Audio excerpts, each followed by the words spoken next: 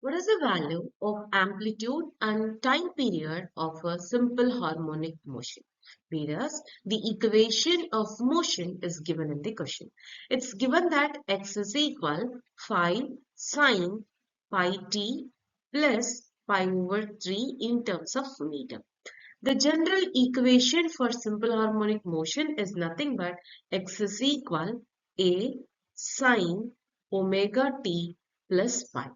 So when we are comparing the amplitude value here, because A is representing the amplitude, we can say amplitude is equal 5 meter. Similarly, when we are checking the terms inside the sine, omega here will be equal to pi.